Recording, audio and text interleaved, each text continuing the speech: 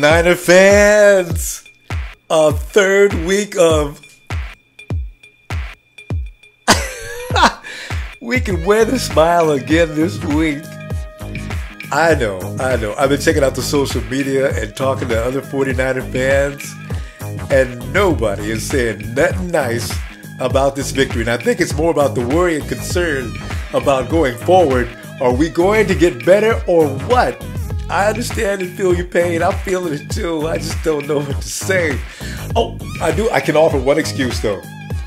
Every team that comes to play the 49ers brings their A game because of the 49ers' tradition, prowess, and strength.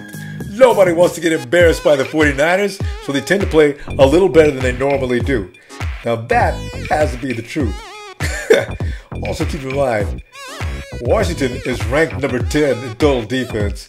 They're not that bad. The biggest problem with Washington is they have RG3 as their quarterback.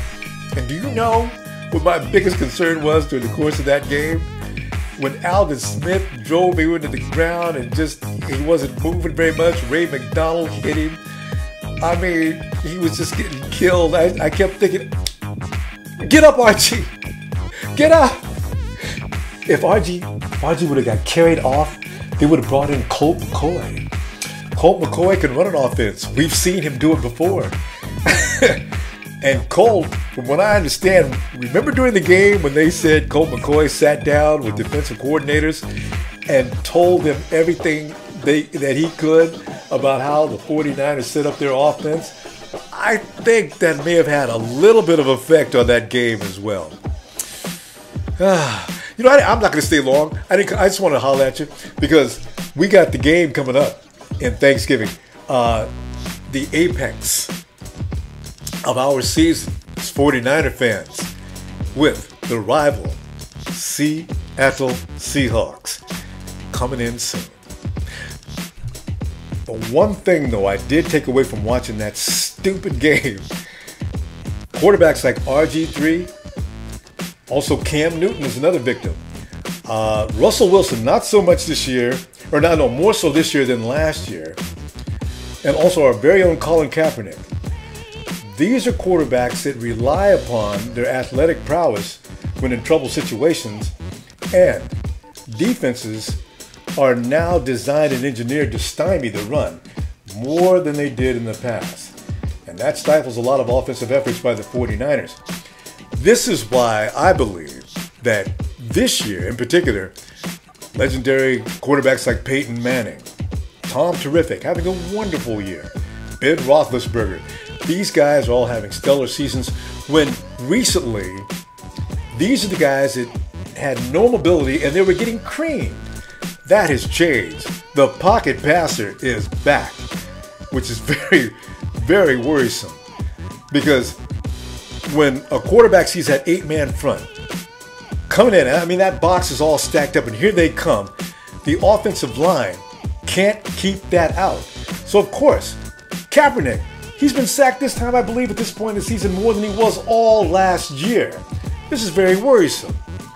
And this is why Greg Roman, now I'm cool, because normally when I say Greg Roman's name, I'm about to have a hat whipping moment, right? No. It's positive. We won the game. I'm cool. What I'm more concerned with, though, is the fact that are we going to have a formidable offense going into the postseason? Because as I say, it's a new ball game now. We have got to evolve, and hopefully it's very soon. When you think of Dallas, what did they do?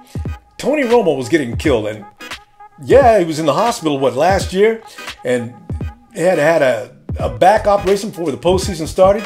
I mean, this is why they have got to make a decision as to are we going to train the offensive line to get better to protect Kaepernick so he's not running out of that pocket because more than he wants. Is he running out of the pocket because he wants to or by design, or is he running for his life? These are the things that have to be dealt with. These are problems that have to be addressed. This is the problem. And it's worrisome because is it going to be dealt with in time for the 49ers to be able to deal with the postseason, as I mentioned earlier? It's a scary situation. I just don't know what we're going to do. All right. Enough about that. As I said, I just want to drop off for a few minutes to say hi to you. And may as well give out the game ball. All right? Now, the offense, again, as I just talked about, has not been doing anything to write home about. I have thought about Chris Borland again. Had a wonderful week. Led the team in tackles. 8 tackles, 6 of which were solo. I can't give this award to Chris Borland each and every week. So, Antoine Bolden. Step up, bro. Antoine had over 100 yards of offense for the first time in a long time. 137 yards to be exact. And I'm proud of you, Antoine. I guess the whole 49er Nation is proud of you. And thank you so much. So this week, Antoine Bolden is a Ronbo Sports Player of the Week. Woo! The Seattle Seahawks coming up this week. What are you going to do? Have you got a game plan? I'm thinking quick outs. Do not let that defensive line pin their ears back and come after Kaepernick and drop him over and over again. We can't have that. So quick outs. Antoine Bolden, he's got to have a day. And Michael Crabtree. Remember the drama from last year? It continues this Thanksgiving Day. Now, you have to ask yourself the question. Will Crabtree stick to the game plan? Or will he have vengeance on his mind? I'm thinking Mike's going to stick to the game plan. And just like every 49er, the entire 49er empire for that matter, we're all going to be wishing the best way to get revenge is to not only win, but let's run the score up on them Hawks. Now that would be revenge. And hopefully, when we do win, they go and find Marshawn Lynch for an interview. Marshawn Lynch has been reported to be in pain. He's just not feeling good.